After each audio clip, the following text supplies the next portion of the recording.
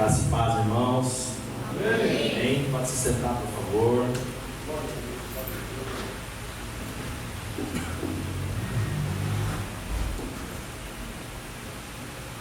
Vocês estão bem?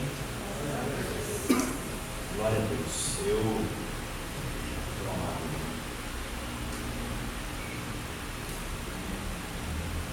Estou com o coração cheio de alegria por poder estar aqui mais uma vez. Sabemos que Deus tem grandes coisas para realizar. Nós sabemos que a cada batalha que nós vamos vencendo, vamos nos aproximando daquilo que Deus tem almejado para as nossas vidas, não é verdade? Então nós temos que seguir firmes no propósito. Passei 2 dias aí um pouco atribulados, fazendo uma viagem de última hora, uma viagem dura, difícil, cansativa. Cheguei ainda agora, chegando de Londrina, estava lá. Uma parte da viagem foi de carro, outra parte foi de ônibus, outra parte foi de trem. E no fim ainda não conseguimos, como diz o outro, lograr êxito. Não conseguimos resolver o que íamos resolver, mas chegamos. E todo esse tempo de batalhas, os momentos mais plenos que eu tive foi ontem à noite, quando no hotel onde nós estávamos, eu pude transmitir a aula que nós ministramos, online. De lá de Londrina juntamos um pouco, o Daniel estava lá também na sala de aula, e poder chegar hoje aqui foi uma vitória, meu irmão. Você não tem ideia do que é a vitória do crente poder estar aqui hoje. Glória a Deus por isso. Vamos seguir então com o nosso projeto de aprendizagem, de conhecer o Senhor, e eu espero que você possa abrir o seu coração e possa ir se esmerando dentro desse caminho que nós estamos trilhando, tá bom? Essa é a nossa segunda aula, o terceiro módulo. Nós estamos no módulo Liderança Eficaz. Não sei se você está anotando, fazendo uma agenda aí, mas hoje nós vamos ter a nossa segunda aula, e essa aula, o tema dela é Forjando Líderes. Então nós precisamos entender que há uma necessidade de forjar líderes. Eu começo essa aula com uma frase, uma reflexão, como geralmente eu faço. E dessa vez a reflexão é do grande mestre, formador de líderes, John Maxwell. E foi ele quem disse: não existe sucesso sem sucessor. E é nessa linha que nós vamos transitar hoje. Não há sucesso sem sucessor. Nós estamos falando de forjar líderes dentro de uma questão da liderança eficaz. Uma liderança, para ela ser eficaz, ela precisa perdurar para além daquele próprio líder. Quando nós não geramos sucessores dentro da nossa liderança, nós podemos até ter um sucesso ou entender que tivemos sucesso naquilo que fazíamos ali, mas esse sucesso vai terminar, vai acabar, no fim das contas, irmãos, se Jesus não voltar antes de morrermos, todos vamos morrer. Amém ou amém? Então é mais ou menos assim: você começa daqui e você vai gerando uma liderança, e você vai cumprindo todos aqueles passos que nós já ensinamos, nós já falamos. Lembra disso? Nós falamos sobre o líder, que é um influenciador, é aquele que consegue que uma equipe cumpra um objetivo, por todas essas coisas que nós tratamos inclusive na aula passada. Então você vai encontrando êxito, você vai tendo sucesso, mas vai chegar um momento na sua vida que você vai parar. E não necessariamente porque você vai morrer, mas em algum momento você vai parar de fazer aquilo que você faz. Não é verdade? Não dá para fazer exatamente a mesma coisa durante a vida toda. A palavra de Deus diz que a nossa vida é como o sol que vai crescendo ao longo do dia. Não é verdade? Então nós vamos crescendo ao longo do dia. Chega um momento que você para. Outra pessoa precisa continuar, porque senão aquilo que você parou vai morrer. Quem entendeu isso aqui, diga amém. Amém. Então nós vamos transitar hoje dentro dessa linha, de que não há sucesso sem sucessor. Forjando líderes. Vamos dar uma olhada no que Deus faz. Deus chamou Abraão no meio da fazenda do seu pai, com seus servos, com as suas riquezas. Abraão vinha de uma família rica. Nós lemos Vemos no texto que eles tinham posses, eles tinham animais, enfim, eles eram uma família que tinha um sucesso econômico, e Deus chamou Abraão para ele, para ser líder, para liderar uma nação e para ser o pai de uma multidão de nações, certo? Não só Abraão, Deus chamou, por exemplo, Moisés. Moisés, Deus chamou no palácio. Moisés era príncipe do Egito. Moisés, Deus já sabia de toda a sua obra de resgate, obviamente, e quando Moisés nasce, filho de uma hebreia, então ele é levado para o palácio para não morrer. Todos conhecem a história de Moisés, e ele é criado como príncipe no Egito, até que ele mata um egípcio, tem toda uma situação, ele foge, Deus fala com ele, então Deus chama ele, dentro desse entendimento, Deus chama um príncipe, uma pessoa culta, uma pessoa entendida, uma pessoa instruída, uma pessoa habituada com a fartura. Mas quando nós olhamos para esses dois casos, nós imaginamos que Deus não só chama pessoas que têm uma grande condição, mas aí nós nos deparamos, por exemplo, com um homem chamado Gideão. Gideão foi chamado por Deus, ele estava dentro de um buraco, dentro de uma caverna, escondido. A palavra do Senhor fala lá no livro dos Juízes que Gideão ele estava dentro do lagar malhando trigo. Ou seja, você deve conhecer essa mensagem, essa passagem bíblica. O lagar não é o local adequado para você malhar o trigo. O lagar é o local onde você vai guardar o vinho, onde você vai amassar a uva, onde você vai... E porque eram cavernas, eles estavam nas montanhas e tudo mais. Gideão, ele estava com medo. Ele disse para o anjo: eu sou o menor da casa do meu pai, e a casa do meu pai é a menor da menor tribo que há. E Deus chamou aquele homem, sendo assim tão pequenino. Deus chamou um homem chamado Davi, que se tornaria então o grande rei de Israel, o homem segundo o coração de Deus. Mas quando Deus chama Davi, onde ele está? Atrás das malhadas, conforme a palavra do Senhor fala. E ele passa por todo um processo, obviamente, mas Deus chama ele quando ele está lá, quando ele é um pequenino. Quando o profeta chega na casa de Jessé para ungir o novo rei, ele vai olhando os filhos de Jessé, dizendo: esse filho aqui, ele é bom, ele é grande, ele é forte, ele é isso, ele é aquilo. Mas Deus não queria nenhum daqueles, Deus queria aquele que estava atrás das malhadas. Significa dizer que os padrões de Deus são diferentes do meu padrão, do seu padrão. Deus, ele chama pela vontade dele, pelo querer dele. Nós chamamos isso de um livre-arbítrio de Deus. Deus faz o que ele quer, quando ele quer, do jeito que ele quer. Compreende isso? Então nós precisamos saber, e é interessante entender que o interesse de Deus é que cada dia mais e com muito mais potência a mensagem da salvação seja levada, a mensagem da salvação seja disseminada, seja espalhada de geração em geração. E esse termo, essa fala, ela é chave para nós hoje na nossa aula. Diga assim comigo: de geração em geração. É isso que nós precisamos entender. Porque nós trazemos na nossa mente muitas vezes de que aquilo que nós fazemos por ser bom, por ser ótimo, por ser médio, por ser ruim, não importa como nós achamos, como nós pensamos do resultado do que fazemos, nós achamos que nós sempre vamos fazer. Ninguém se programa para o dia da sua morte ou para o dia em que vai parar de fazer aquele trabalho, não é verdade? Então nós achamos que vamos continuar, e nós nos esquecemos que em algum momento nós vamos passar. Em algum momento isso aqui para nós, esse ambiente para nós vai findar-se, mas alguém precisa continuar, porque é de geração em geração.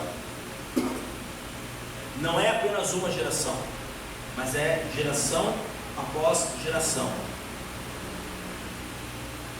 Professor Rosa, junto com Santos e com o Filho, são teólogos que escreveram um livro que fala sobre a estrutura da liderança que Deus prepara. Eles dizem assim, num trecho do livro deles: O relacionamento intencional de Moisés com Josué mudou o seu caráter e o habilitou para a liderança. Em Deuteronômio 34:9, nós lemos que após a morte de Moisés, o povo seguiu a Josué, o obedecendo, pois ele estava cheio de sabedoria ao receber de Moisés a delegação para a liderança. Então nós vemos que Moisés, foi um dos citados aqui, ele é um líder que é importantíssimo na história do povo de Deus. Ele tira o povo da escravidão do Egito. Ele conduz o povo por todo o deserto, passando por todos os perigos, por tudo aquilo que poderia acontecer. Mas Moisés, ele vai passar também, ele sabe disso. O que Moisés faz? A Bíblia fala que desde de idade tenra, Josué já começa a andar com Moisés. Moisés, ele já está preparando Josué para assumir a liderança quando ele não pudesse mais liderar. Percebe isso? Então é um relacionamento intencional, não é um acaso, não é uma situação, como eu posso dizer, aconteceu. Não, há uma intencionalidade, há um desejo, há um querer. Moisés olha para Josué e fala assim: eu vou forjar você para que você um dia seja líder. Josué olha para Moisés e fala assim: eu quero ser forjado para que um dia eu seja líder. É um relacionamento intencional. Este trabalho, ele deve ser constante e incansável. O trabalho de gerar novos líderes, o trabalho de forjar novas lideranças deve ser incansável, não se pode parar. A Bíblia vai relatar a catástrofe que houve quando uma geração não ensinou a outra. E isso aqui, meu irmão, é tudo que o diabo precisa para ele destruir uma nação inteira. E a Bíblia diz isso lá no livro de Juízes. Eu trouxe o texto aqui, do verso 7 ao 10, diz assim, se você está com a sua Bíblia aí, por favor, Juízes, capítulo 2, verso 7 ao 10.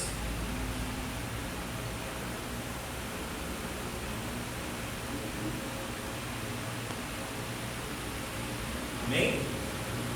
Diz assim, olha só: e serviu o povo ao Senhor todos os dias de Josué e todos os dias dos anciãos que ainda sobreviveram depois de Josué, e viram toda aquela grande obra do Senhor que fizera em Israel.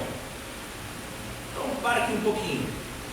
Enquanto Josué esteve vivo, enquanto os anciãos depois de Josué estiveram vivos, o povo serviu ao Senhor, e eles souberam daquelas grandes coisas que Deus fizera em Israel. Por exemplo, abrir o mar, por exemplo, enviar o maná, por exemplo, enviar a água da rocha, por exemplo, enviar carne do céu. Amém, amém? Amém. As coisas tremendas que Deus fez. Então eles souberam aquilo que Deus fez, eles foram instruídos em quem Deus era e como caminhar com Deus. Mas aí o texto segue e diz assim: faleceu, porém, Josué, filho de Nun, servo do Senhor, com a idade de 110 anos, e sepultaram-no no termo da sua herança, em Timnat-Heres, no monte de Efraim, para o norte do monte de Gaás.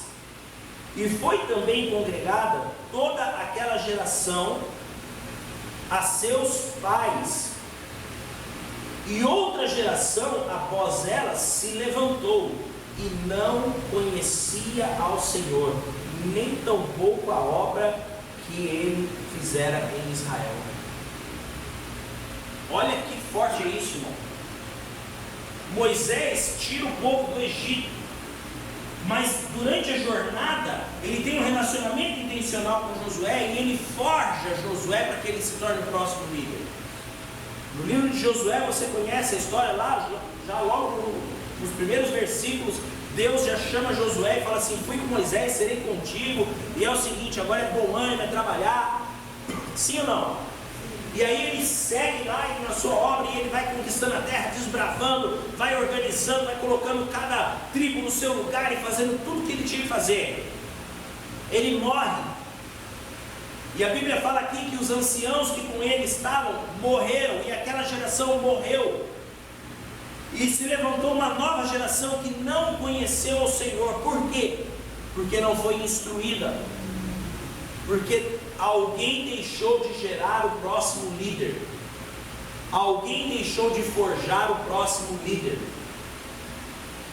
e aí aquela geração se corrompeu. E se você começar a ler aí o livro de Juízes, você vai ver o ciclo que Juízes vai relatar sobre a nação. Vem alguém, livra o povo se arrepende, aí o povo peca, e esse é um ciclo que acontece até Samuel assumir, e depois o reinado de Saul e tudo mais. Que coisa terrível. Irmão, só um parênteses aqui, não necessariamente sobre liderança, mas sobre gerar novos crentes. Às vezes nós achamos que o nosso filho ele é crente porque nós somos crente. Deixa eu te falar uma coisa: Deus não tem neto. Eu acho que eu já disse isso aqui.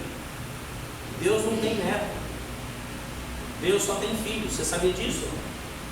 Quer dizer que o meu filho não é neto de Deus. Ou o meu filho se torna filho de Deus, ou então ele será condenado. Deu para entender isso ou não? Então, como que meu filho vai se tornar filho de Deus? Se eu transmitir para ele tudo aquilo que eu recebi um dia. Entende? Então, alguém vai ter que assumir a liderança. Eu preciso preparar alguém para assumir a liderança. Compreende ou não? É necessário nós nos preocuparmos com esse entendimento. Josué conduziu o povo num tempo oportuno. Talvez Josué tenha falhado em não gerar um líder específico, mas a Bíblia fala que os anciãos que com ele estavam também seguiram cuidando do povo até que morreram. Esses anciãos que com ele estavam não geraram um novo líder para Israel. Israel se corrompeu. E o Salmo 145 verso 4 diz assim: uma geração louvará as tuas obras a outra geração, e anunciarão as tuas proezas. Ou seja, uma geração vai louvar as tuas obras, ou seja, vai enaltecer, vai engrandecer as tuas obras para a outra geração. Trocando em miúdos, é assim: uma geração vai dizer para a outra o quão gloriosas foram as tuas obras. É uma geração que tem a responsabilidade de dizer para a outra. Entende isso? Nós entramos num loop, num círculo vicioso, em que nós queremos apenas buscar aquilo que precisamos, que almejamos, que queremos, que necessitamos, enquanto que na verdade precisamos nos preocupar. É claro que além de buscar o que precisamos, o que queremos de Deus, mas nos preocuparmos também em gerar a próxima geração de líderes. E nós estamos aqui falando sobre líderes nessa aula específica. Amém? Bora para frente. Formação de líderes. Então, já que a gente tem que formar líderes, como é que se forma líderes? Então, vamos falar sobre formação de líderes, e você começa a avaliar a sua vida e a avaliar o seu chamado, o seu ministério, e como que você vai trabalhar essa formação de líderes. A liderança em si, ela já é um grande desafio. Não ser líder já é um desafio muito grande. Sim ou não? Né? Os pastores estão aqui para não me deixar mentir sozinho, como dizia meu avô. Ser líder, meu irmão, já é um desafio por si só. Você ter a responsabilidade de alguém olhar para você com a esperança de que você lhe dê um destino, com a esperança de que você lhe dê um caminho seguro para que ele possa caminhar, com a esperança de receber uma palavra que vem do céu. Esse peso já é extraordinário, demasiadamente grande. Não fosse a graça e a chamada do Espírito Santo sobre a vida dos pastores. Amém ou não amém? Então a chamada para ser líder já é algo muito grandioso, já é algo muito desafiador. Agora imagina você ser um líder, saber que tem toda essa responsabilidade e receberam um desafio maior ainda, que é de forjar novos líderes, de mostrar para outras pessoas que elas devem também seguir esse caminho. Como fazer para convencer alguém a ser um líder? Como fazer para... Nós falamos de liderança e influência, né? Na aula passada. Como fazer? Aí nós chegamos para alguém e falamos assim: olha, Deus te chamou para ser pastor. Como é que é ser pastor? Bom, eu sou pastor. O pastor, ele não tem férias, não tem folga, não tem madrugada. Quando alguém liga, ele tem que atender. Quando ele não consegue atender, ele atende o tempo todo, ele ajuda o tempo todo, mas o dia que ele não pode, ele é achincalhado, ele é julgado, ele é... Bom, o pastor, todos sabem que todo ser humano carrega em si uma natureza pecaminosa, mas o pastor não pode ficar nervoso, o pastor não pode ficar bravo, o pastor não pode dar uma palavra dura, o pastor não pode ser deselegante com alguém, de repente, ele não pode perder a cabeça e falar: vou ficar quieto, eu não quero falar com você. Ele não pode, né? Mas o pastor precisa abraçar, mesmo se a pessoa estiver falando contra ele, mesmo que a pessoa... Esses são os argumentos que nós temos para convencer alguém de ser pastor, alguém se candidatar. Aí como é que se faz isso então? É a chamada do Espírito Santo. É a chamada do Espírito Santo. Há uma necessidade de nós levantarmos novos líderes e precisamos então formar esses líderes. A formação de novos líderes se trata de quem está liderando, ou essa tarefa se trata daquele que está liderando. Ela é uma tarefa dada para quem é líder. Existe uma máxima que há muito tempo eu ouvi, de vez em quando a gente ouve aqui e acolá, talvez você já tenha ouvido, que é assim: ovelha gera ovelha, pastor gera pastor. Você já ouviu isso em algum lugar ou não? Eu já ouvi isso em algumas vezes, em alguns lugares. Isso aí circula, né? E muitas vezes a gente acha que não, mas é sim. A ovelha, membro da igreja, ele consegue reproduzir no outro a chama que arde dentro dele para que o outro venha à igreja. Um pastor, ele abraça, ele cuida desse aprisco, desse rebanho, mas quem olha para o pastor se apaixona pelo pastorado. Entende? Aí nós falando mais uma vez sobre John Maxwell, ele afirma numa das obras dele que ele fez uma pesquisa informal entre o pessoal que assistia as palestras dele e tudo mais, perguntando dos líderes que eles estavam, como que foi essa jornada para que eles se tornassem líderes. E ele chegou no número de que mais ou menos 85% das pessoas, dos líderes, se tornaram líderes porque foram influenciados por outros líderes. Um número muito pequeno de pessoas se torna líder sem a influência de um outro líder. Então nós precisamos entender que o líder, ele tem, o pastor, ele tem essa prerrogativa de gerar novos líderes. E você, como líder na igreja, você tem a prerrogativa de gerar novos líderes, a próxima geração. E isso aqui é fundamental, irmãos, porque senão, como será daqui a 100 anos? Quem está entendendo isso aqui, diga amém. Então nós precisamos entender isso. Partindo desse princípio, desse pensamento, nós vamos ter que cabe ao líder forjar esses novos líderes ou os líderes de amanhã, mas também cabe a esses discípulos almejarem essa liderança de amanhã. Tem que ser um relacionamento intencional. Em algum momento determinado, o Ítalo tem que falar com o pastor Florisvaldo: pastor, me ensina a ser pastor, porque eu quero ser pastor. Porque o pastor Florisvaldo, o pastor Marcelo, né, os pastores não vão ficar para sempre. Quem está chegando aí é o Ítalo, quem está chegando aí é se o nome dele é o Paulo, quem está chegando, né? Você vê já. O Cleiton, essa galera aí que está chegando, não é? A Kemily, né? Essa galera que está chegando. E como é que vai ser? Vocês acham que o pastor Florisvaldo, Deus falou assim para ele: você, meu filho, será a semente desta terra, Jamais, não, meu irmão, pelo contrário, outro dia quase abandonou nós aí. Uma falta de respeito, tem um infarto. Misericórdia, né, irmãos?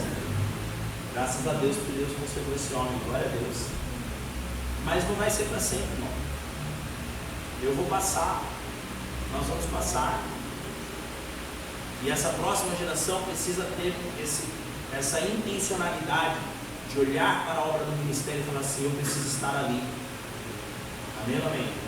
É isso que nós precisamos entender. A formação de um líder, de um novo líder, se dará por meio da capacitação teórica, sim, por meio dessa dinâmica de academia, do aprender teológico, do aprender da Bíblia, do aprender das técnicas, se dará por esse caminho. Porém, essencialmente, a formação de um novo líder, de um novo pastor, se dará no relacionamento com o seu próprio pastor. Porque tem questões que na academia nós ensinamos, mas tem questões que só a vivência vai te trazer.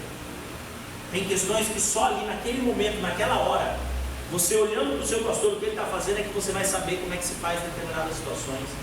Quem está entendendo também?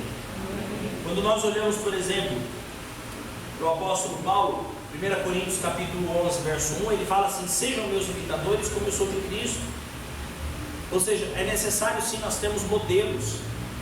Não é imitar ou ser o eco de outro, mas é você entender que você precisa de um modelo. Então esse relacionamento, ele tem que ser intencional. Perceba que nós estamos falando de um paralelo.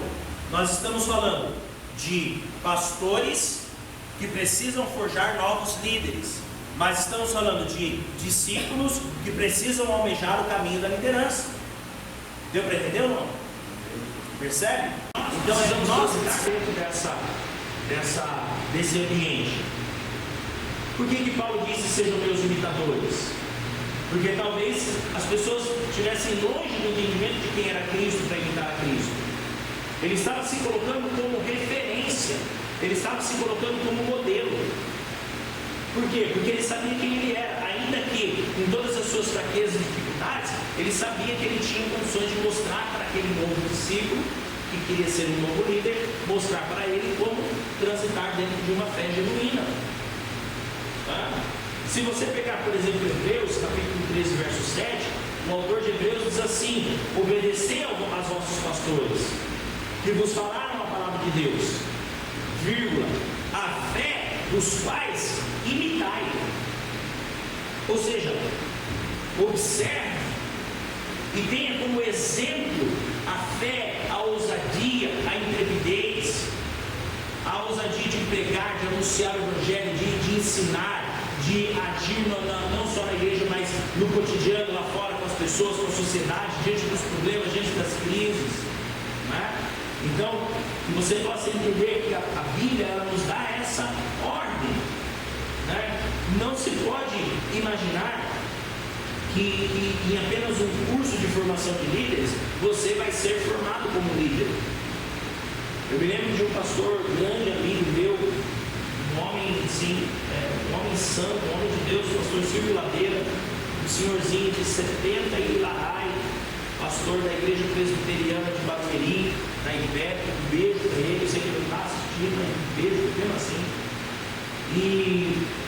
E ele conta que uma vez chegou na igreja lá, um rapaz lá, da convenção deles, e apresentou a carteirinha e falou: eu estou formado, pastor, então eu vim aqui, e hoje eu vim aqui para pregar, né?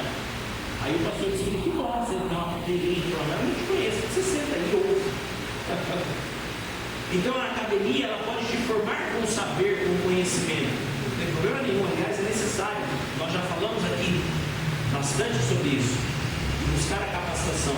Porém, não há faculdade melhor do que andar junto com o seu mentor. Não há faculdade melhor do que andar junto com aquele que te forja como líder.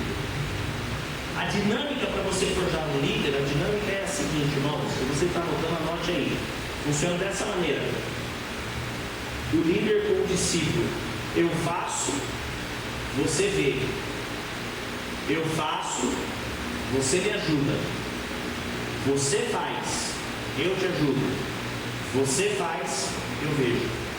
Essa é a engrenagem da formação de um líder. Fala devagar? Vamos falar devagar. Devagar. Não era isso que eu ia falar? Eu faço, você vê. Eu faço, você me ajuda. Você faz, eu te ajudo. Você faz, eu vejo. Esse é o caminho da transmissão da bênção, da transmissão da autoridade. Esse é o caminho da formação de um novo líder. Deu para entender? Entenderam isso? Vem cá aí, me ajuda aqui.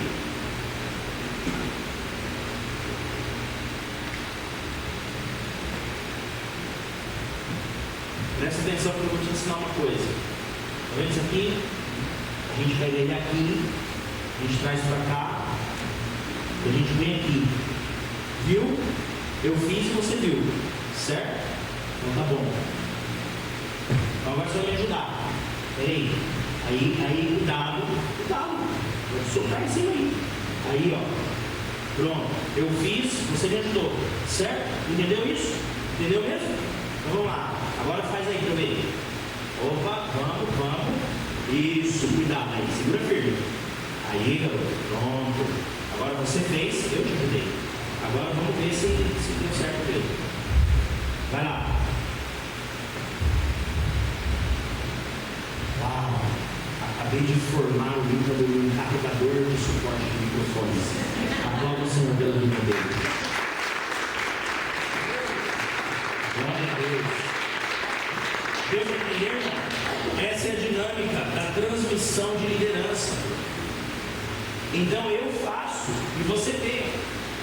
Eu quero ser pastor. Tá bom, então você tem que começar a me olhar. Aquilo que eu estou fazendo, como que eu estou resolvendo, como que eu estou falando, como que eu me comporto, como que eu faço, como que eu penso. Você começa a ver, a observar.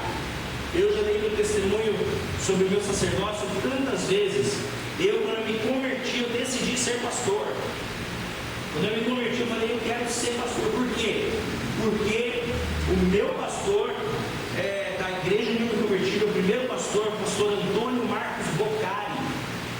Quando aquele homem subia no altar, pastor Florisaldo, parecia que o altar ficava pequeno, já não era muito grande. E o homem era gigante, ele era um policial militar reformado, um bigodão desse tamanho, um alemãozão. Eu era mais magro que o Daniel, só o chassi do grilo. E aí, meu pastor subia lá em cima, ele pregava o salmo, e ele dizia assim, e sabei que eu sou Deus. Não, eu ia baixando assim na cadeira, assim, meu Deus. Eu falei, eu quero ser igual esse homem aí. O que eu fiz? Comecei a olhar.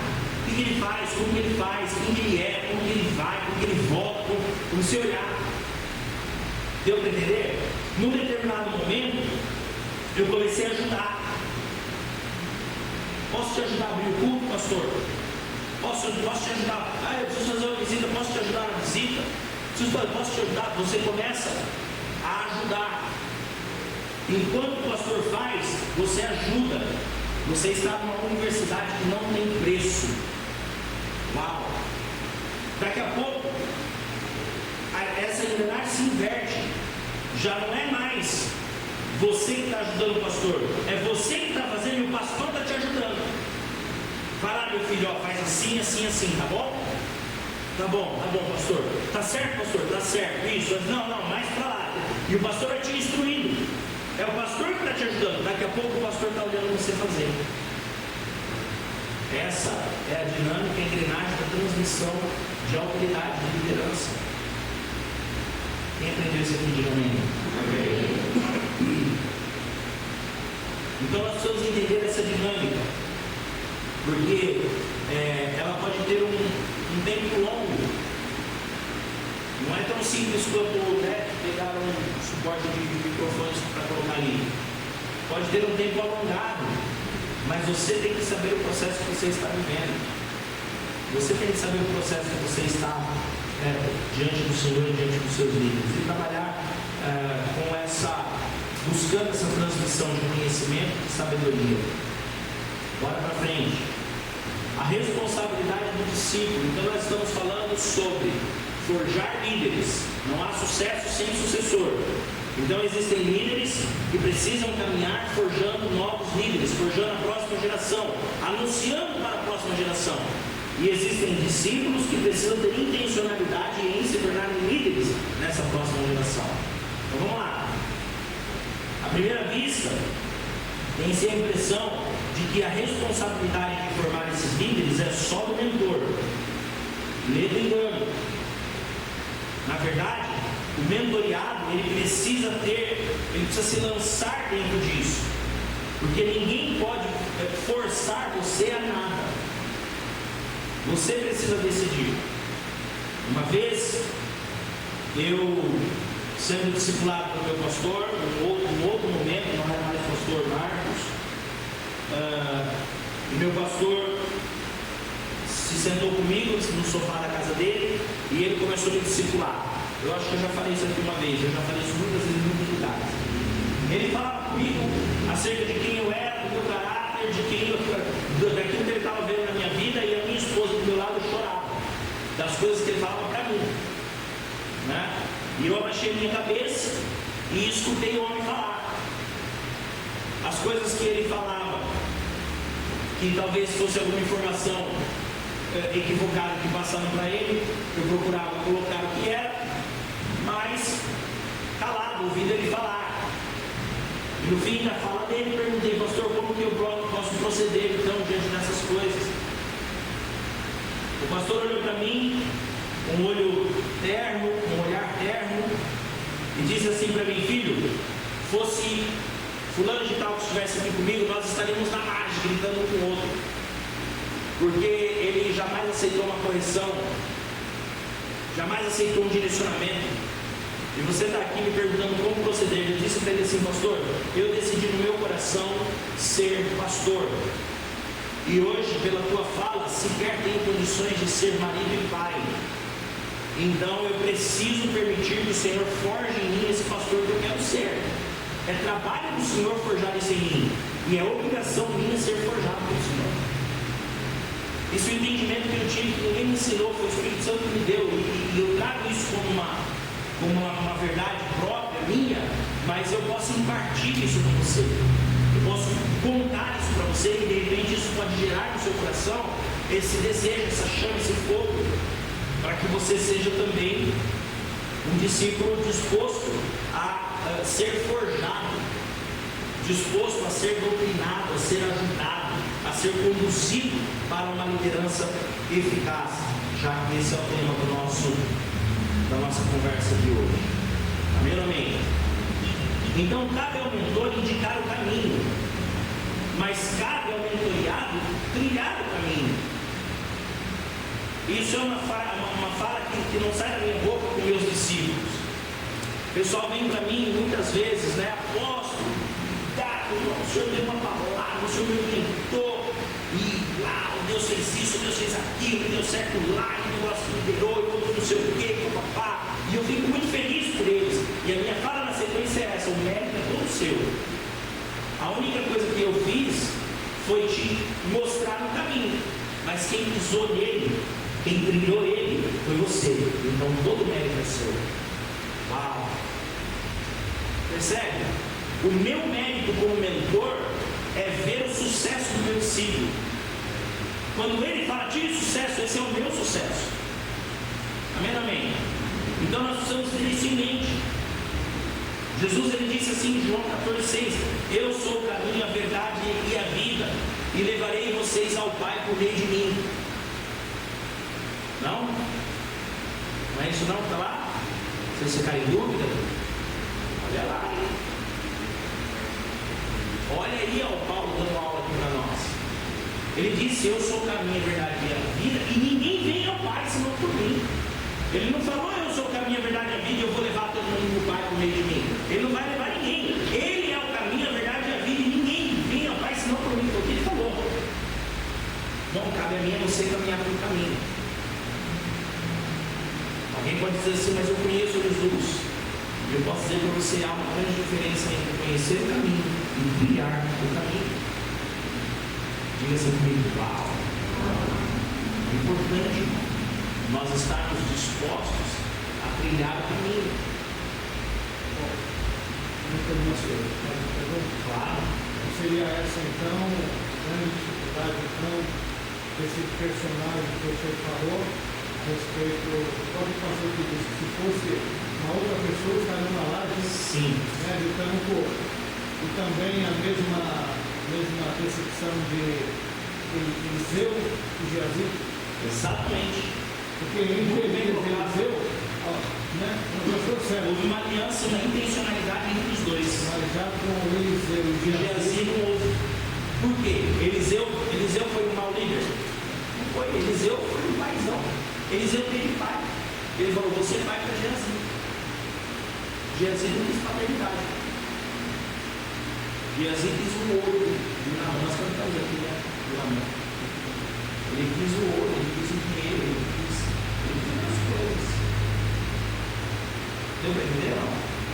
E na mesma feita, essa pessoa, esse discípulo que o pastor bem lembrou aqui na minha fala, de que o meu pastor disse para mim, se fosse o fulano de tal aqui comigo, a gente já está discutindo lá perto de casa. Por quê? Porque é uma pessoa que não tem intencionalidade para ser forjada, não quer ser forjada. Então nós precisamos levar a nossa mente para esse aspecto de que trilhar o caminho é você realmente estar disposto a passar por todos os processos que você tem que passar. E entre eles está a correção, está o não, está a bronca. Entende? E está também a comunhão, a alegria, o abraço, o beijo. Né? Interessante olhar para Jesus falando com Pedro, né? Porque Jesus fala para Pedro assim, foi o Espírito que te revelou, Pedro. Um segundo depois ele fala, passa para trás de mim, Satanás. Tenho certeza que na igreja de hoje, meu irmão, se um pastor chegar para o meio e falar assim, sai de mim, Satanás, o meio sai da igreja. Ela não é. E às vezes sai da igreja e leva o Satanás com ele. Então nós temos que ter cuidado. Então, o pastor Silas Malafaia fala isso, e publicamente então eu posso explicar aqui também. Ele fala que tem gente que chega na mesa pastoral, pastor, estou pedindo a carta, vou para tal lugar, o pastor fica chateado, não tem certeza, puxa, não tem como ficar, não tem como, né? É um peso, uma tristeza. Tem outros que chegam, pastor, estou pedindo a minha carta mesmo, Deus abençoe você, vai em paz, o Senhor possa, né? Tem uns que a gente, né? Mas são esses aí que formam o nosso caráter. Então, Deus que dá vontade de respirar. Acontece, né, irmão? Essa é a nossa humanidade desesperada, né? Por alívio. Mas a questão é, quando um discípulo me procura e fala sobre as suas conquistas, eu procuro pontuar para ele que as conquistas dele são méritos dele. Mas é necessário também pontuar que os seus fracassos também são responsabilidades dele. Então nós temos que transitar dentro de uma linha de entendimento amplo sobre aquilo que nós queremos com Deus. Faça essa reflexão hoje. O que você quer ser com Deus? Irmãos, quantas despertais nós temos aqui dentro hoje? Dá para espalhar por mundo todo aí. Basta você ser intencional na sua chamada. Se você tiver essa intencionalidade, o ministério expande seu DNA. Agora não adianta ir sem DNA, né? Não adianta ir se preparar, a gente fala sobre isso, né?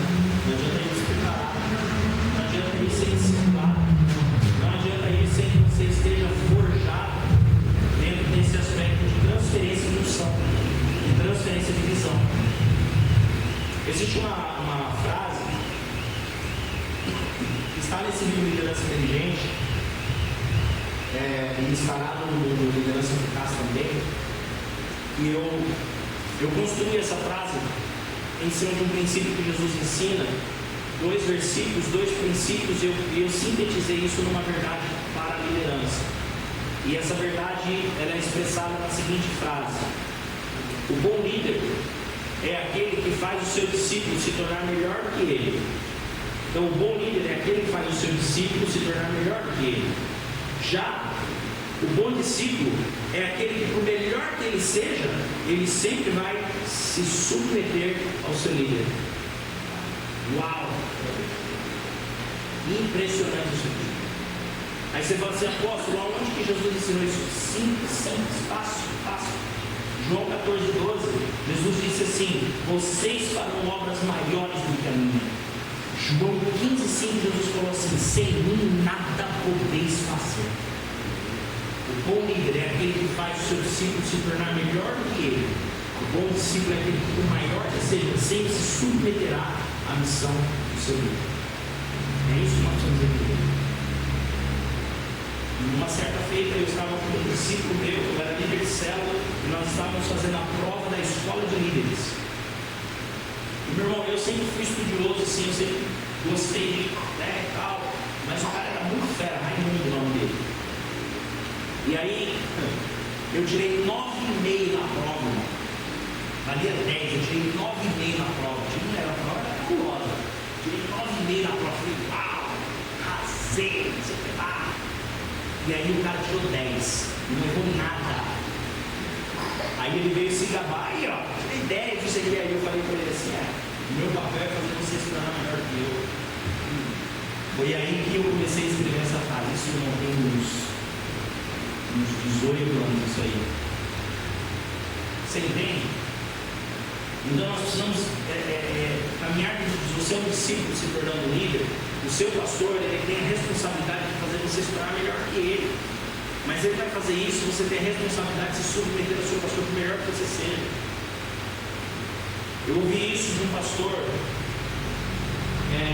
eu não sei se foi o Jorge Linhares, de verdade, irmãos, eu não sei, mas eu tenho quase certeza que foi o Jorge Linhares. Ele disse assim numa palestra, eu estava lá, ele disse assim que ele é formado em teologia, ele é formado nisso, naquilo, naquilo outro, e o pastor da igreja dele estava começando a estudar teologia, mas ele era o pastor dele, e ele dava aula de teologia para o pastor, mas ele não saía para fazer uma agenda se o pastor dele não abençoasse ele. E quando o pastor falava assim, filho, eu não estou sentindo desse lugar que você está indo, ele não ia. Essa é a expressão máxima do que nós falamos aqui. Deu para entender? Tem muitos pastores que têm medo de projetar o seu discípulo. Nós vemos isso em muitas igrejas. Verdade, não é? Tem pastor que tem medo de, nossa, aquele diácono está pregando melhor que eu, vou começar a apontar ele, porque vai que a igreja com os gostamentos dele. A primeira coisa que vai na cabeça do pastor desse é: o diácono vai começar a fazer uma panelinha, vai rachar a igreja, vai sair de uma igreja para lá. Irmão, o pastor que pensa assim, ele não está forjando a próxima geração. E ele acha que a igreja é dele. Ele está enganado, está equivocado. O pastor precisa gerar, ele precisa ser uma plataforma para que haja crescimento de outros pastores, de outras igrejas e de outros ministérios também. Entende isso? Só que tudo isso tem que ser feito dentro da aliança do Espírito Santo, em que esse diácono de repente se torna um mega pregador aí, não sei das quantas, mas ele seguirá se submetendo à missão da sua vida. Amém ou amém? Vamos para frente. Essa é a responsabilidade. Andando em equipe. Alguém já disse que sozinho você vai mais rápido, mas junto você vai mais longe. Você certamente já ouviu essa frase, uma frase que eu desconheço o autor. Sozinho você vai mais rápido, mas junto você vai mais longe. Trabalhar em equipe é tão difícil quanto necessário. É muito difícil trabalhar em equipe, mas é muito necessário trabalhar em equipe. Porque, irmão, simplesmente tem coisa que não dá para fazer sozinho. Simplesmente não dá para fazer sozinho. Tem coisas que nós começamos fazendo. Isso aqui eu faço sozinho. Você está lá em cima da escada, cai o prego. E você está segurando a ponta do negócio lá, e agora? Se não tiver alguém para pegar o prego lá no chão para você, você vai fazer. E quem é mais importante? Aquele que pegou o prego que caiu ou quem está batendo o martelo? Bom, o importante é a equipe. O importante é pôr o prego no lugar. Não importa quem pegou, quem Amém ou amém? Então nós precisamos entender essa dinâmica de equipe, trabalhar em equipe. No esporte, nós vemos isso muito claro. Um time de futebol, um time de vôlei, é um time, no vôlei, são 3 toques, e cada um só pode dar um toque. E aí, a bola vai de um lado para o outro da rede, primeiro toque para recepcionar, o segundo toque para levantar, e o terceiro toque é a cortada, que é o ataque para tentar fazer o ponto. O vôlei é uma equipe. Ah, mas tem o tênis é sozinho, né? Lembra engano, o tênis precisa do massagista, do preparador físico, do treinador, do cara que vai levar a aguinha, que vai ficar segurando o guarda-sol enquanto o tenista está sentado, descansando. Precisa de alguém para, antes do jogo, ver todas as estratégias do oponente, para passar para ele na preleção, ó, é assim que ele joga mais para esse lado, para aquele lado e tal. É uma equipe. Se falarmos, por exemplo, do boxe, é um contra o outro ali dando soco. Você já viu um intervalo de boxe como que é? Aquele boxeador todo suado, cheio de sangue, ele senta lá no canto, se joga no canto. Vem um e faz massagem no pé, o outro põe o gelo na cara, o outro vai cuidando do negócio, o treinador falando com ele, o outro fazendo massagem, o outro seca. É assim ou não é? É uma equipe. E aí quando o boxeador dá o último soco e derruba o adversário, a vitória é da equipe, personificada no lutador, mas foi a equipe que conquistou. Amém ou amém? Então nós precisamos entender que trabalhar em equipe é trabalhar em prol de um objetivo comum com intencionalidade. Não dá para trabalhar em equipe de maneira solitária, sozinha, com seu próprio querer. Amós 3,3 diz isso: caminharão 2 juntos se não estiverem de acordo. Não dá para caminhar juntos se não estiver de acordo, se não tiver aliança, se não tiver foco, se não tiver propósito. Compreende isso? Então nós temos que ter toda essa percepção da nossa jornada em equipe. Vamos correr aqui. Imagina o seguinte, vamos fazer uma dinâmica aqui, me ajuda aí, vai, vamos dar uma dinâmica no seu pensamento. Uma laranja, nós estivemos lá no sítio, né? O senhor Polizão tem um descascador de laranja, tem um negócio desde Marte. Pensa num negócio legal, né? E aí, vamos pensar numa laranja. Você conhece? Quem já viu uma laranja? Tá, então vai, descasca a laranja que você viu aí, descascou? Põe a casca aqui do lado, tá? Sobrou a laranja ali, beleza.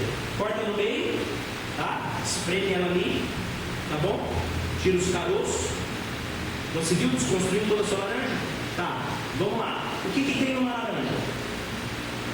Fala pra mim, caroço, o que mais? Bagaço, o que mais? Casca, o que mais? Caldo, o que mais? Suco. Então existem um monte de coisa na laranja, certo? Então vamos pegar essa laranja que nós descascamos, cortamos, tiramos o bagaço, o caroço, a polpa, o suco. A gente pega tudo isso e joga dentro de um balde. É uma laranja? Se você for numa feira e falar assim, eu quero comprar uma laranja, e aí o cara te der um balde com isso tudo aí dentro, é uma laranja? Você vai comprar? Não vai comprar, não é uma laranja. Ainda que todos os componentes da laranja estejam lá, não é uma laranja. São apenas os componentes da laranja jogados dentro de um balde. O que é uma laranja? A casca tem que estar por fora protegendo a fruta. Por dentro há uma polpa que vai cercar essa fruta e vai preparar cada película daquela que segura dentro dela o suco.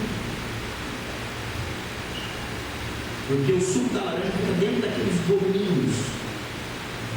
E no meio da laranja, protegido pela casca, pela polpa e pelos gominhos do suco da laranja, estão as sementes. Cada uma no seu lugar ajustado, cumprindo a sua função que deve. Isso é uma laranja. Um ajuntamento de pessoas, uma aglomeração de pessoas, não é necessariamente uma equipe. Trabalhar em equipe é mais do que trabalhar com um monte de gente. Pessoal, vamos levantar uma equipe para fazer uma faxina na igreja. Aí 10 irmãos se levantam. Pode ser uma equipe, ou pode ser um ajuntamento, uma aglomeração de pessoas. Pode ser uma laranja, ou pode ser um balde cheio de bagaço, caldo e casca.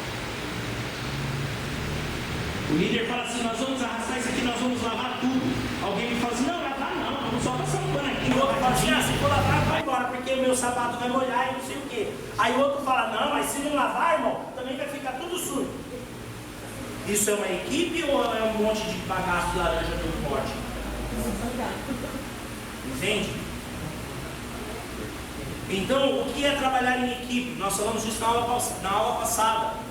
No âmbito do que é liderança, nós falamos isso. O que é liderança? Lembra? 3 componentes para a liderança. Lembra? O líder, a equipe e o propósito. Lembra disso? É isso que forma a liderança. Você tem que ter a pessoa do líder, você tem que ter uma equipe coesa e você tem que ter um propósito, um foco. O líder é aquele que tem a capacidade de influenciar essa equipe para que essa equipe possa cumprir aquilo que é a responsabilidade dela. E o que é a responsabilidade da equipe? É o propósito, é o destino. Agora, se cada um pensa por si só, meu irmão, então não é equipe. Se cada um está querendo ir por um caminho diferente, então não é equipe. Percebe isso? Como é sério esse negócio? Um dos meus professores de teologia na aula justamente de gestão ministerial, ele coloca de maneira assim, definitiva, de maneira extraordinária, ele coloca aqui a formação, a dinâmica da formação de uma equipe baseado no versículo de Marcos 6,7.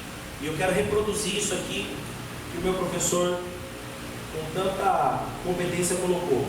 O versículo diz assim, olha só, Marcos 6,7: chamando os 12 para si, enviou-os de 2 em 2 e deu-lhes autoridade sobre os espíritos imundos.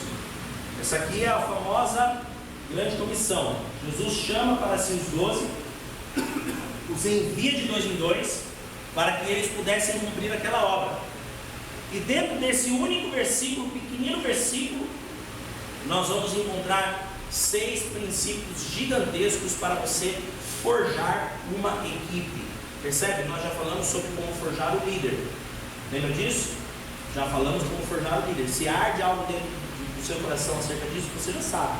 Você precisa pular no seu pastor, você precisa aprender com ele, deixar ele te ajudar, você precisa observá-lo, você precisa seguir, aprendendo nessa faculdade que é o seu líder, o seu mentor. Precisa ter intencionalidade, o seu pastor precisa ter intencionalidade com você, precisa ter um destino claro. Agora, nós estamos falando sobre forjar equipe. Como fazer uma equipe? Como que essa equipe é forjada? Quais são os elementos, qual que é a dinâmica na formação da equipe de Jesus? Como que Jesus formou a sua equipe? Vamos lá. Primeiro ponto, recrutamento voluntário. Está anotando? Pode anotar. Primeiro ponto, recrutamento voluntário. No começo do versículo está escrito assim, chamando-os. Ou seja, ele chamou. O recrutamento é voluntário. Você quer ser equipe? Você quer fazer parte? Irmão, vamos lá. Você quer ser uma laranja desconstruída, só bagaço e o caldo de um balde? Ou você quer ser um fruto bonito lá que pode alimentar alguém? O que você quer ser? Você quer ser parte de uma equipe? Igreja Despertai. Você quer ser a equipe Despertai? A igreja, a família Despertai? Ou você está aqui só por si próprio, só pelas suas próprias razões? Então vamos ver como que se dá a formação dessa grande família, a formação dessa grande equipe. Ela começa assim, com recrutamento voluntário. Está escrito, chamou-os. Então Jesus chamou. Bom, você já foi chamado para estar aqui. Foi ou não foi? Já foi chamado para estar aqui.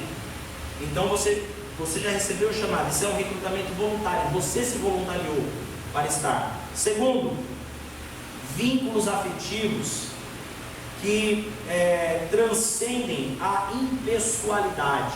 O que é isso aqui? Ele disse assim, chamando os 12 para junto de si. Então é um vínculo afetivo, é um relacionamento que vai para além da impessoalidade. Não é só assim, irmãos, quem puder vir aqui para nós fazermos um culto de oração. Não é só a chamada de um pastor para um membro da igreja para fazer alguma coisa. Tem que ir para além, essa aliança ela tem que ir além dessa impessoalidade, ela tem que se tornar uma aliança pessoal. Chamamos para junto de si. Jesus chamou os 12 para junto de si. Entendeu isso? Então, Ovelha que tem medo de estar perto do seu pastor, meu irmão, já tem uma chance muito grande de sequer fazer parte da equipe. Está na igreja e sequer conhece quais são os caminhos da igreja. Ninguém vai falar, fala Jeová, revela Deus, essas coisas não vai acontecer. Terceiro ponto aqui, missão clara. Missão clara. Enviou-os, está escrito no versículo. Ele os enviou. Há uma missão clara. Se você quer fazer parte de uma equipe, você tem que conhecer a missão. Nós falamos aqui terça-feira passada sobre formação de missão. Falamos sobre formação de visão. Falamos sobre os valores e falamos sobre cobertura. Sim ou não? Falamos.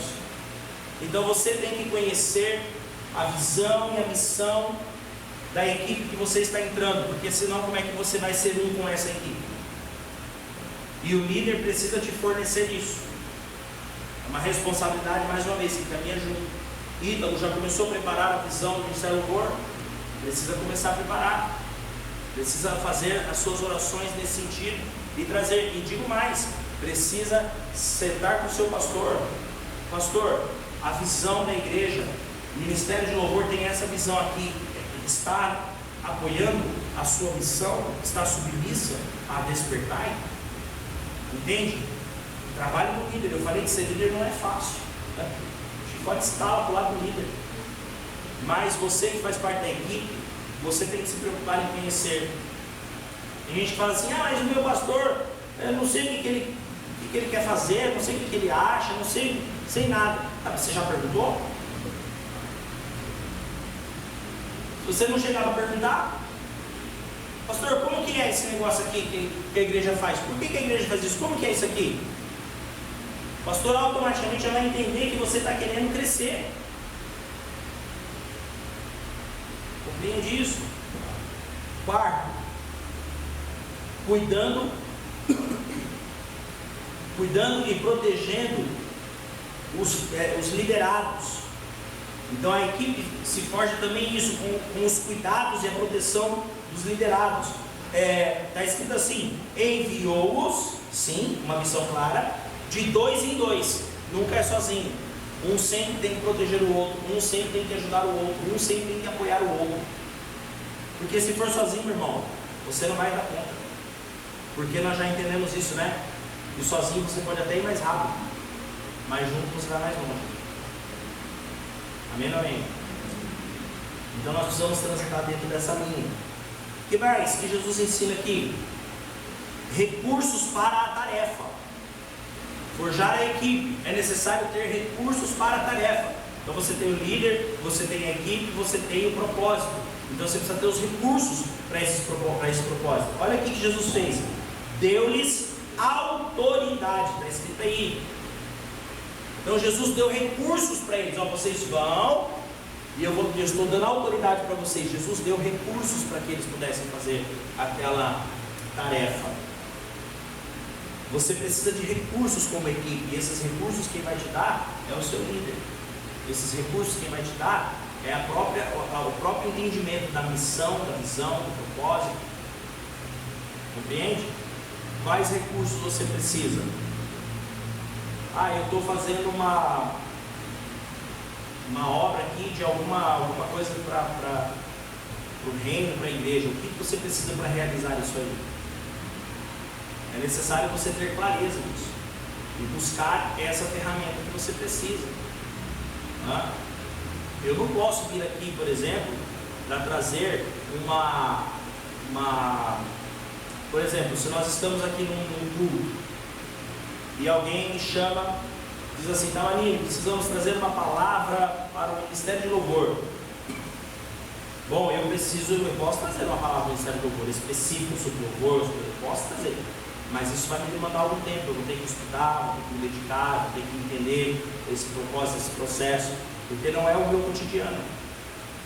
Para trazer com profundidade, eu posso trazer bases, obviamente, mas com profundidade eu vou precisar me dedicar. Então eu preciso buscar ferramentas para cumprir aquela missão que me foi dada, para cumprir aquela tarefa. Então, quais ferramentas você precisa para cumprir a tarefa? Você precisa buscar. Ah, tem uma tarefa. Qual tarefa? Eu preciso de um motorista para levar tal situação em tal lugar. Nós vamos fazer um retiro. Eu preciso de 4 motoristas com 4 carros para dar conta de levar as coisas. Tá, você é parte da equipe, mas se você não tiver a ferramenta, que no caso aí é o carro, a habilitação, se você não tiver, você não vai conseguir cumprir aquela tarefa. Então, qual é a ferramenta que você precisa? Você tem que ter clareza disso. Deus te chamou para ser um pastor de igreja, honrosa chamada Deus te deu. Você tem uma boa autocrítica para saber se você ministra bem a palavra de Deus, se você tem desenvoltura na sua fala, se você se faz entender. Nós já vamos falar sobre comunicação e já vamos encerrar. Então, qual ferramenta você precisa? É necessário buscar as ferramentas. A última ferramenta aqui, o último pilar dinâmico para a formação de uma equipe é visão de realidade. O que é uma visão de realidade? Jesus falou assim para eles: dou a vocês autoridades sobre os espíritos imundos. Ou seja, vai ter contra-ataque, haverão forças opostas. Isso aí é o conhecimento da realidade. Não adianta nós ficarmos aqui falando. Imagina que nós fôssemos um destacamento do exército e vem aqui o comandante e faz aquela palestra e tal, e vamos pra cima, nós vamos vencer e tal, todo mundo, né? Como é que era o filme lá? Né? Lembrou? Ninguém lembrou? Os espartanos, né? Dos 300, né? Aí o maluco lá, o Leônidas, né? Espartanos, aí eles, né? Nas igrejas muitas vezes, né? Despertamos. Aí o pessoal né? Não adianta você se levantar e a hora que você pisa o pé lá fora, irmão, que o couro está comendo, você não sabe a realidade e você é pego de surpresa e leva muito lado do diabo aí um monte. Jesus disse para eles: estou dando ferramenta para vocês, porque é o seguinte, o capetão vai vir mesmo, vocês vão expulsar demônio. Então você precisa de uma ferramenta, você já sabe a ferramenta que você precisa para integrar a equipe que Deus te colocou. Então você tem que ter uma visão da realidade, de que a ferramenta que Deus te deu, ela precisa ser usada. É muito legal ganhar presente, irmão. E eu gosto, por exemplo, de ganhar ferramenta. Não é bom, é gostoso, né? Homem geralmente gosta, né, de ganhar ferramenta. Pensa em ganhar uma maleta de ferramenta, né? Aquelas ferramentas da hora, né? Os negócios assim. Agora, para que a gente quer ferramenta, pastor? Né? Aí a gente olha aquelas ferramentas bonitas, né? Aquele martelo lindo, alguém vai emprestar um martelo? Não, um martelo novo. Aí a mulher fica brincando, põe o quadro. Aí a gente vai bater o prego para pôr o quadro, né? Nem é parafuso, né? É prego, né? Um prego de aço, que é para não entortar. E vai lá bater o prego e fica pensando, agora tem que ficar aqui, batendo o martelo. Quando você ganhou o martelo, você gostou? Você achou lindo, maravilhoso? É para usar. Se você não usar, meu irmão, oi? Não? Pode falar? Aí, ó, tá vendo? Ela quer as ferramentas. Lá em casa é assim também. A caixa de ferramentas é da minha esposa. Às vezes eu quero algumas coisas, mas às vezes eu não sei. É isso mesmo. Acontece. Na casa do engenheiro.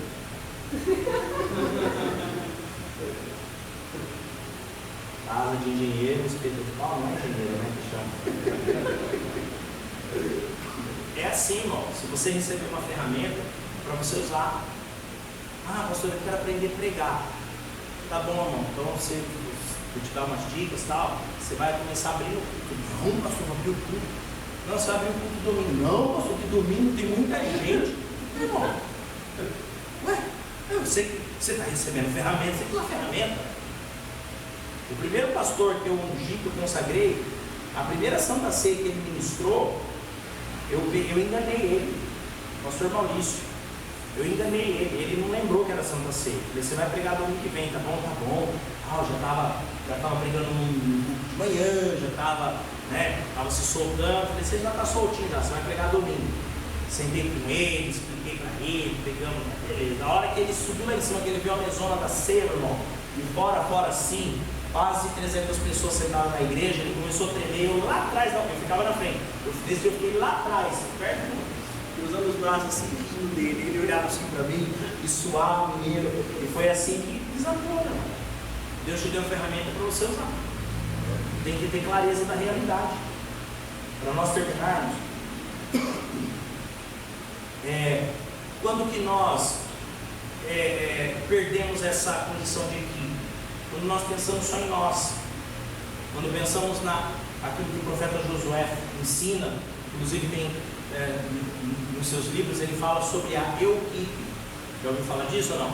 Porque tem gente que trabalha em equipe e tem gente que trabalha em eu-equipe. Só tá bom quando é o que eu quero, só dá certo quando é o que eu falo, só vai acontecer se for o que eu fizer. Isso não é equipe, não, isso é eu-equipe. Diga amém. E sabe o que acontece? Sabe por que isso acontece, irmão? Isso aí é a expressão, é a manifestação do velho homem. É sério. A gente acha que é uma bobagem, a gente acha, fulano não sabe trabalhar em equipe, então deixa ele sozinho, o que ele fizer sozinho está errado, precisa corrigir. E se você está transitando nessa linha, você precisa aceitar a correção, porque isso aí é a manifestação do velho homem, a manifestação da natureza pecaminosa. Por quê? O que a palavra de Deus fala em Gálatas 5 sobre a natureza pecaminosa? Ela é ciumenta. Frutos da carne, você conhece esse texto como frutos da carne: ciúme, dissensão, facção, entende? E tantas outras coisas. A lista é grande. Então, quando você não consegue trabalhar em equipe porque você tem ciúme, porque estão fazendo, ou porque você quer fazer uma facção, que você quer rachar, que você quer... Isso aqui, meu irmão, é um espaço para Satanás agir, é um celeiro farto para o inferno. Misericórdia. Entende isso? Então essa manifestação da natureza pecaminosa, ela tem o potencial de destruir um discípulo, de destruir uma equipe, de destruir uma igreja e de destruir o propósito que Deus gerou, que Deus forjou para toda uma geração. A geração do deserto que saiu do Egito morreu, porque eles não conseguiram entender o propósito do seu líder, trabalhar em equipe, em concernência com o objetivo da equipe, que era herdar a terra que Deus prometeu. Por isso eles morreram, uma geração inteira. E isso não aconteça aqui, nos nossos dias, nas nossas comunidades de fé. Vamos terminar falando sobre comunicação, porque não tem como forjar. Nós estamos falando nessa aula sobre forjar líderes, e fazendo esse paralelo entre o líder que precisa trabalhar os novos líderes e o discípulo que precisa almejar ser um novo líder. Falamos sobre a equipe, falamos sobre todas essas dinâmicas, e eu quero falar sobre comunicação.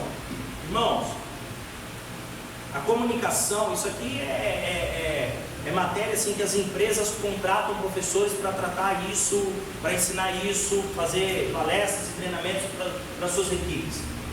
Isso aqui é algo assim basilar dentro da nossa, dentro da comunidade, do entendimento e daquilo que você quer construir. Se você não tiver comunicação, não vai, né? A comunicação, ela tem 3 fatores. Sem esses fatores não há comunicação. Que são esses: o emissor, que é aquele que fala; o receptor, é aquele que ouve; e a mensagem, é aquilo que é falado. Então a comunicação é coisa simples quando olhamos apenas esse aspecto. O emissor é o que fala, o receptor é quem está ouvindo, e a mensagem é aquilo que está sendo comunicado. E isso é tão simples, mas tem uma potência tão grande, que em Gênesis 11, Deus destruiu a comunicação de um povo, porque eles estavam fazendo uma torre para tocar no céu, no trono de Deus. E Deus disse assim, Gênesis 11, Ele disse assim: olha, eles falam a mesma língua, nada será impossível para eles. Vamos fazer o seguinte, vamos dividir a língua deles. dividir a língua do povo. Percebe? Quando nós temos uma mesma linguagem, nada é impossível. Agora, quando temos uma mesma linguagem, e a linguagem é do reino de Deus, aí, meu irmão, não tem capeta que pare de pé.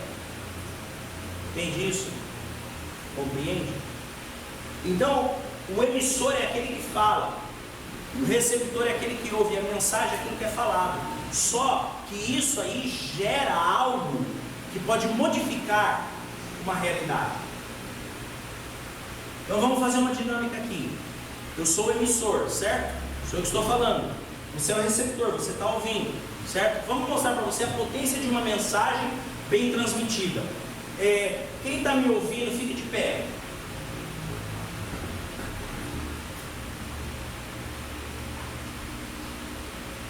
Isso. Percebe? Quem está me ouvindo pode sentar. Interessante isso, né? O que aconteceu aqui? Você ouviu algo que eu falei, e algo que eu falei gerou uma ação que você tomou. Uma fala minha fez uma igreja inteira ficar de pé. Percebe? Aí é lógico que não causou grande estrago você ter ficado de pé. Mas se eu disser para você, corre lá e expulsa aquele demônio que a pessoa vai se machucar. Se a minha fala, se a minha mensagem não for recebida por você da maneira correta, vai ter um problema lá. E o negócio vai ficar estreito, irmão. Essa é a comunicação. Hoje eu tive um problema de comunicação seríssimo, quase não chego aqui hoje. Eu estava vindo de Londrina, nós fomos para lá, eu peguei o ônibus aqui, fui para Piracicaba, fui resolver um problema de um carro que eu vendi para o meu irmão vendeu para o meu pai vendeu para outra pessoa. Quando foi transferir para outra pessoa, que até enquanto era meu irmão, meu pai, não tem problema, foi transferir para outra pessoa, deu um problema no documento e eu comprei esse carro em Londrina, então nós precisamos ir para lá ontem para resolver isso aí. Peguei o ônibus aqui no Tietê, fui para Piracicaba, na casa do meu pai, ele me pegou com o meu irmão na rodoviária e nós já fomos direto para Londrina. Chegamos lá, por poucos minutos a gente não pegou o departamento lá aberto, tivemos que dormir, então fomos para um hotel, dormimos. Hoje pela manhã nós levantamos, fomos fazer os trâmites tudo lá, tem coisas mais complicadas, precisa de mais assinatura, precisa de um monte de coisa lá, não conseguimos resolver direito e nós viemos embora. Saímos de lá 10 e pouco da manhã. E a ideia era ir direto para Piracicaba, de lá eu pegar o ônibus para voltar para cá. Só que não ia dar tempo de chegar para a aula de hoje. Falei para o meu pai, a gente está na Castelo Branco, me leva até Boituva.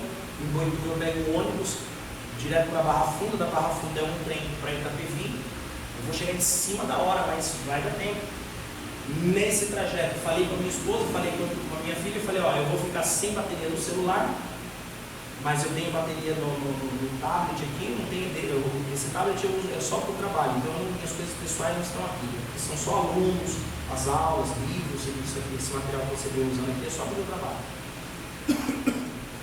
Aí eu falei, vou mandar mensagem para minha menina, para que ela mande mensagem para a mãe dela estar na porta do trem de carro quando eu descer, para ela ter que ir para casa, tomar um banho e chegar aqui a tempo.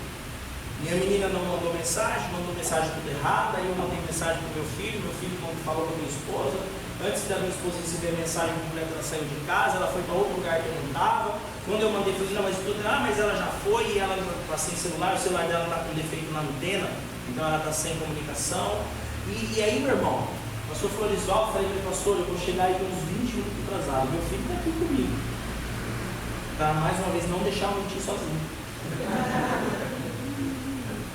Foi um desespero, irmão.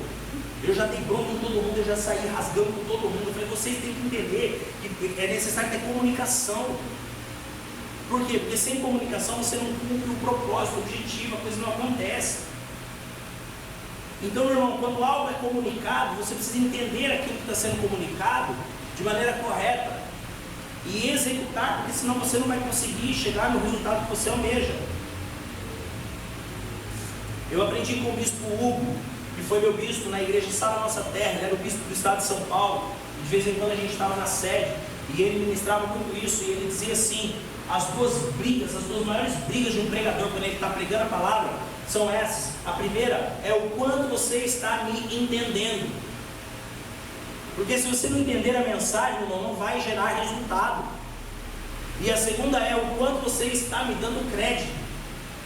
Porque você pode entender a mensagem, mas se você olha para mim e fala assim, esse cara aí está falando, mas é tudo mentira dele, também não vai gerar resultado. E aí nós fizemos uma dinâmica aqui. E eu percebi que só o irmão que já está de pé, porque a função dele está de pé, e a irmã que está com o nenenzinho no colo, foram os irmãos, e a irmã que está de pé lá atrás, foram os irmãos que não sentaram ou levantaram quando eu falei. O restante de todo mundo levantou e sentou. Ou seja, você entendeu a mensagem e deu crédito para a mensagem. E por isso cada um vai ganhar R$100 no fim dessa aula. Nós só vamos eleger agora quem que vai dar os R$100. Levanta a mão quem entende isso. É uma mensagem que é bem transmitida. E nós precisamos ter esse entendimento.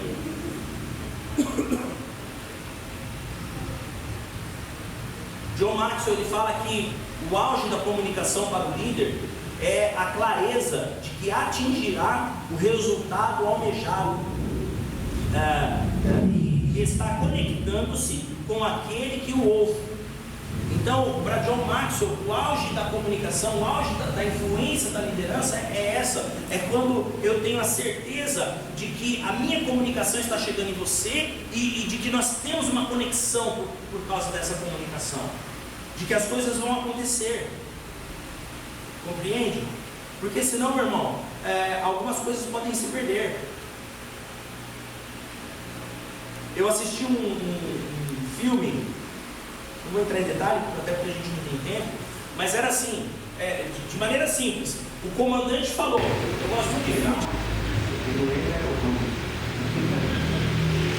Não lembro o nome do filme, mas é isso que significa comunicação. É o pastor ligar para o André e falar assim, André, você consegue estar na igreja tal horário? Porque eu vou precisar passar por lá. O André não precisa saber exatamente de tudo, às vezes não dá tempo de explicar tudo, mas o pastor precisa que tal que ele esteja aqui, e se ele não estiver, vai ter um outro problema. Entende? Então, se você é uma equipe, e se você trabalha dentro de um projeto, de um processo de influência, de pregação do Evangelho, de levar a palavra de Deus, lembra, nós começamos falando sobre isso, de que é interesse de Deus que o Evangelho, a palavra dele, seja levada de maneira exponencial para todos os lugares. Então, se você almeja obedecer a Deus dessa forma, você tem que aprender a se comunicar e a receber comunicação. Amém, amém? E aqui a gente termina. Será necessário você ter um esforço extra para ouvir. Um esforço extra para ouvir. Alguém está falando alguma coisa? Se esforce um pouco mais para entender o que a pessoa está falando. Estava com meu filho numa entrevista de Jovem Aprendiz, né? Aí o rapaz perguntou para ele assim, qual é a cor do S de Perdigão? Aí, vermelho? Não é vermelho? Não. Quem achou que era vermelho? Quem está com medo de responder? O S é da Sadia, meu irmão. O S não é de Perdigão. Então, tenha certeza da comunicação que você está ouvindo. Entende isso? Nós temos que ter essa certeza.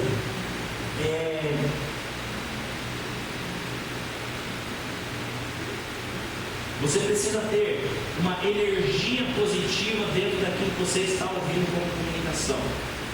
Saber que quando alguém está comunicando algo é por uma razão. Nem sempre vai ter tempo hábil para você conhecer todas as razões. E nem sempre você vai conhecer todas as razões. Mas você precisa entender o que é para ser feito e fazer. Eu assisti uma série que está no YouTube, você consegue assistir de graça no YouTube, com o Morgan Freeman, que é um negão lá dos filmes, né? É a série. Como que é o nome lá? Aquela das cadeias lá? Das fugas extraordinárias, alguma coisa assim. Aí ele conta coloca lá Morgan Freeman e eu não sei nem falar o nome dele. Aí você fala rápido, porque para mim, pessoa que você não sabe falar, né? Morgan Freeman.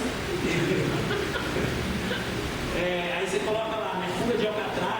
aparecer um episódio e aí você vai ver todos os outros. E ele conta as fugas que aconteceram nas prisões e tal. E ele, quando esses dias assistiu um episódio, foi de uma fuga que aconteceu durante a Segunda Guerra Mundial, de um centro de prisioneiros, né? Os nazistas prendiam lá os prisioneiros nesse lugar, e o plano era tão grande que o arquiteto do plano, ele não contou o plano para todos. Aí era assim, tem uma cena que eu acho impressionante, pastor. Ele disse que ele gerou uma rede de espionagem para ver onde os guardas estavam e o que os guardas iam fazer. Então, um preso ficava aqui, olha só a estratégia, um preso ficava aqui, o outro ficava lá, o outro lá. Aí, a informação que esse preso aqui tinha era: se você vê um guarda passar aqui, você vira o boné para trás. Só isso. O que vai acontecer se eu virar o boné para trás?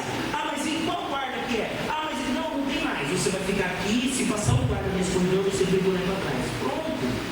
A informação do outro que estava aqui era assim, ó, fica olhando para aquele preso ali, tá? Se ele virar o boné para trás, você tosse. Ele virou o boné para trás. Só isso. Esse preso aqui não sabe por que ele virou o boné para trás. Não sabe se é um guarda, ele não sabe o que é. Ele tem que tossir. E o outro lá, ó, se você ouvir esse tossindo, você vai fazer, irmão, um esquema elaborado, onde cada um tinha uma função, recebeu uma determinação, e em equipe eles fugiram dos nazistas. Teve lá os problemas, tudo isso, mas aconteceu dessa forma. Aqui a gente termina. Por que é importante a comunicação?